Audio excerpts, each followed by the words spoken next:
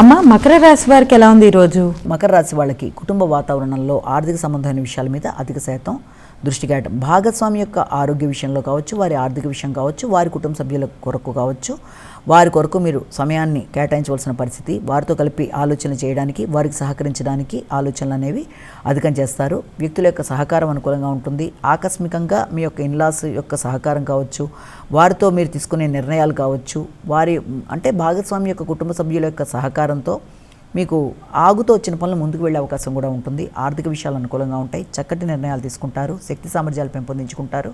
అనుకున్న పనులు అనుకున్న సమయంలో వ్యక్తుల యొక్క సహకారంతో చేసుకుంటూ ముందుకు వెళ్ళడానికి అవకాశం అనేది ఉంది. కుంభరాశి.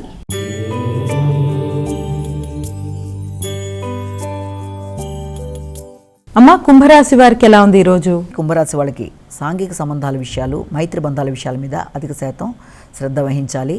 వాటి మీద మీకు పూర్తి స్థాయి ఆలోచన లేకపోవడం బట్టి కూడా ఆత్మీయులతో ఘర్షణాత్మకమైన వాతావరణం ఉండే అవకాశం ఉంటుంది. కాబట్టి వీలైనంత వరకు తగిన జాగ్రత్తలతో ముందుకు వెళ్ళాలి. మాటల వల్ల మీ ఆత్మీయులతో విభేదాలు రాకుండా తగిన జాగ్రత్తలతో ముందుకు వెళ్ళాలి. ముఖ్యంగా భాగస్వామితో, జీవిత భాగస్వామితో కావచ్చు, జీవిత భాగస్వామితో మీ ఆలోచనలు కానీ, అలాగే మీ ఆర్థిక విషయాలు కానీ, మీరు మాట్లాడేటప్పుడు కానీ, నిర్ణయాలు తీసుకునేటప్పుడు కానీ ఈగో ప్రాబ్లమ్స్కి తగిన విధంగా దూరంగా ఉండాలి. వ్యక్తిగత నిర్ణయాలు తీసుకునేటప్పుడు, అలాగే భాగస్వామి వ్యవహారాలకు సంబంధించిన విషయాల్లోనూ వీలైనంత వరకు వారికి కూడా సమయాన్ని కేటాయించి వారితో కలిపి నిర్ణయాలు చేస్తూ ముందుకు వెళ్ళినట్లయితే అపార్థాలు తొలగిపోయి అన్ని విధాల మానసిక ప్రశాంతత అనేది ఏర్పడుతుంది. మీనరాశి.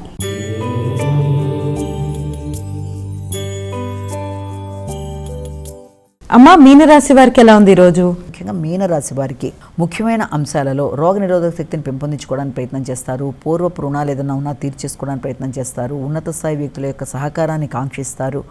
వృత్తిపరంగా ఉన్నత స్థాయిలో ఉండేవాళ్ళు, అంటే మీ వృత్తిలో మీ రంగాల్లో మీ పై అధికారులు కావచ్చు, పై స్థాయి వ్యక్తులు కావచ్చు, వారితో తీసుకునే నిర్ణయాలు, వారి యొక్క సహకారాన్ని కోరుకునేప్పుడు ఎదురవుతున్న ఆలస్యాలు, ఆటంకాలు, ఆకస్మికమైన నిర్ణయాల వల్ల కొంత ఇబ్బందులకు అవకాశం ఉంటుంది. కాబట్టి పై స్థాయి అధికారులతో మాట్లాడేటప్పుడు కావచ్చు, నిర్ణయాలు తీసుకునేటప్పుడు కావచ్చు, అధిక నాయకత్వ లక్షణాలతో ఘర్షణలకి దూరంగా ఉంటూ చక్కగా జాగ్రత్తగా ఆలోచన చేస్తూ ముందుకు వెళ్ళి మంచి ఫలితాలు సాధించడానికి ప్రయత్నం చేయాలి.